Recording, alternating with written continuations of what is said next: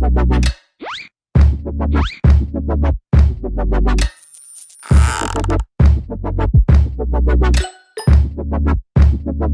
everyone, Board Game Brody here again with Let's Table It, where we get games to the table. I have a copy of Ovation. It's an open drafting card game of completing compositions to be the maestro, the best in composing music, and that matters. Let's get to the game. You will take one of these boards. Each has its own special power, which is listed on it. The piano keys are used to track your resources, and each type has a marker. Passion in red, joy is yellow, and sorrow in blue. Then you have 4 different actions listed on top. These are the actions you will be taking on your turn, one of the 4. You will take turns in a clockwise direction where you will choose one of those 4 main actions and place your composer token on that space at the top of your player board. The first action is Seek Inspiration. Here you will gain 2 resources total, either 2 of the same or 1 of 2 different kinds. You will move that color token up on the piano. Seek Fortune is where you will gain cards to take more effective turns when choosing each and every of your actions. This action lets you pick one of the face-up fortune cards, pay the total inspiration shown on the bottom left to gain that card, and then you will slide that card under the space with its matching symbol on the top left. These added cards will let you do more when you choose that action that it goes to, but you will need to spend the music notes to activate these cards as well. You start with 1 music note at the beginning of the game, but you can gain more when you take the last action, which is the perform action. We will get there. Seek Patronage. This will let you gain one of the 2 types of patrons. Legacy patrons that will give you point bonuses at the end of the game, but also negative points for the listed type on it as well, so watch out. But ultimately, these help guide you towards certain cards and away from others. Or you might choose to take the Patron Financier. These cards function like fortune cards. They have a listed bonus that you will gain when you take the Seek Fortune action. Again, you will pay the number of resources shown on the bottom left, moving your resource markers back on your keyboard to keep track of what you have. The last action is then perform action. When you perform, this will give you points, the main goal in the game, but you will also need to perform to gain more musical notes as well. You use musical notes during your turn to take the additional card action. So the more you have, the more that you can combo together to make more actions during your turns after adding those cards to your actions. You will be choosing a card to perform either a chamber music or a concert music, and you most likely start with the chamber music, and then you get to the point where you will be performing more of the concert music, as the concert music requires more skills and experience to perform them, but it will also give you more points as well, so you want to get there. In addition, those cards also require maybe not only a higher cost, but also a symbol shown on that music card that you have to perform before performing that one. Thematically, that makes sense. Whenever you perform, the players on your left and right will decide if they would like to attend your performance. This gives them something in return, as well as it gives you something.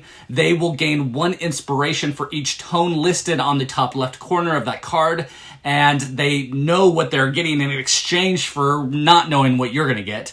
But then, for each player who chooses to attend, you receive a ticket. That player will draw a card from the ticket deck and give it to you. Tickets have an inspiration tone listed, and these cards go into your hand and can be used at any time in the future. A ticket card is worth half of an inspiration or half of a point. So you have to decide to use them with others to exchange them for inspiration or for straight up points. So again, after choosing your main action, you will then potentially be able to move your composer token to other actions. And if you have music notes available on your first, chosen action or others, you will be able to take the actions on those cards that are tucked behind those actions by spinning that music note for each card and taking that action, placing that music note right down on top of that card. So you are limited to the number of extra actions by the number of music notes that you have. The music notes are used once a turn, and then you will get them back to spend again on your next turn. Each card ability can only be performed 1 time per turn, and you can activate card abilities the same turn that you acquire that card as well. Some of your cards tucked underneath might not be an action to perform with a music note, but rather an arrow. With this indicates, a requirement that you must fulfill in order to use the ability. Like if you gain a joy inspiration, then you gain 1 extra. Anytime on your turn, you can take any free actions, which are using your tickets for inspiration. You can return a music note token to discard and replace a full row of cards. The last free action is taking a maestro card. These are like goals that can be done to gain more points in the game. If you are qualified and have completed the listed goal, then you can take 1 of these cards, 1 per turn. And if you have completed 2 in the same turn, you can only take 1 this turn and hope that the other one is out there next turn. That's unless another player is able to complete it and take it on their turn before your next turn. So watch out. When you are done with your turn, the rows of cards are refilled so that there are 5 face-up cards in each row. Music notes are turned from the used card abilities, and you'll be able to use them in the future turns as well. And lastly, you will remove your composer token, as you can choose any of the 4 actions on your turn again. Once there are 2 maestro cards left face up, then the game ends. Make sure that everyone takes the same amount of turns, and then the players will count up their points. The player then with the most points wins and becomes the greatest composer in the group. And that's Ovation, a composer board game bringing classical music to your table.